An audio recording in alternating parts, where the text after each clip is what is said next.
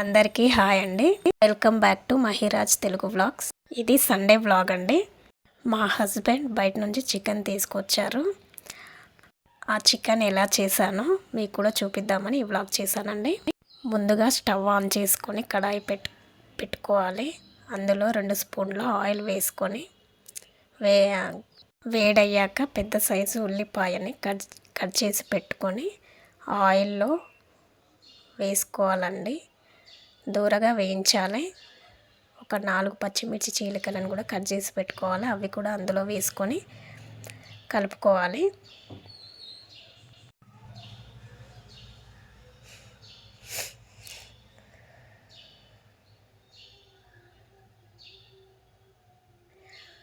అందులో ఒక చిన్న స్పూన్ అంతా అల్లం వెల్లుల్లి పేస్ట్ ఇంట్లో ఫ్రెష్గా మిక్సీ చేసి పెట్టుకుంటామండి.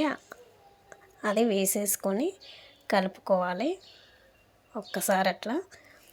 ఆ తర్వాత పసుపు కూడా వేసుకోవాలండి. Half teaspoon. కొంచెం దోరగా వేగనివ్వాలి. అందులోనే కడిగి పెట్టుకున్న పుదీనాని కూడా వేసుకొని కలుపుకోవాలి.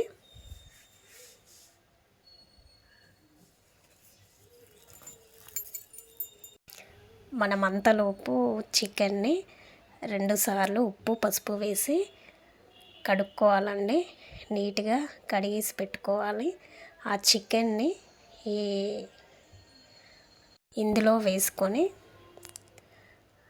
అట్లా ఒకసారి కలుపుకోవాలండి. నా ఛానల్ని ఫస్ట్ టైం చూసినట్లయితే చికెన్ ఎలా చేశానో కామెంట్ బాక్స్లో కామెంట్ చేయండి. అలాగే లైక్ చేయండి, షేర్ చేయండి, సబ్స్క్రైబ్ చేసుకోండి. అలాంటి వాళ్ళని సపోర్ట్ చేస్తేనే కదండి ఇలాంటి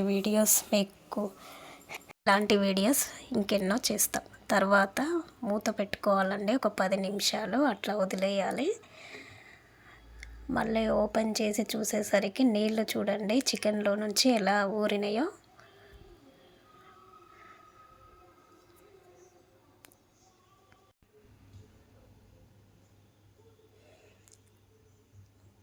చూసారా ఎలా ఉడుకుతుందో? అలా ఉడికేటప్పుడే మనం 2 స్పూన్ల కారం,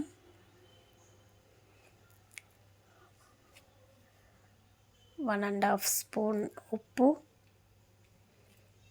కారం మీ ఇష్టం అండి.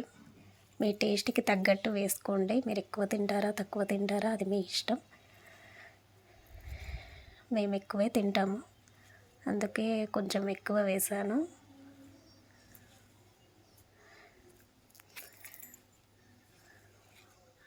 సారీ మొత్తం చికెన్ మొత్తం కలుపుకోవాలి. ఆ కారం ఉప్పు అంతా కలిసేటట్టు.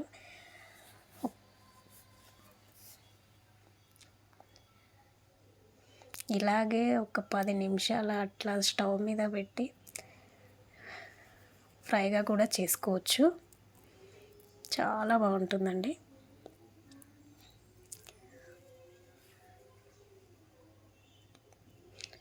ఒక 5 నిమిషాలు మూత పెట్టేసుకోవాలి. ఆ తర్వాత 2 టొమాటోలని కట్ చేసి పెట్టుకొని అందులో వేసుకొని అందులోనే పెరుగు కూడా వేసానండి నేను. అది మీ ఇష్టం, మీరు స్కిప్ చేసుకుంటే స్కిప్ చేసుకోవచ్చు. ఒకసారి అట్లా కలుపుకోవాలి. అందులోనే 1 గ్లాస్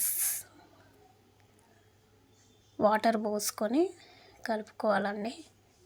నేనైతే ఇంట్లో గరం మసాలా తయారు చేసి పెట్టుకుంటాను. పౌడర్ కూడా వేసేటప్పుడు వీడియో తీయలేదండి.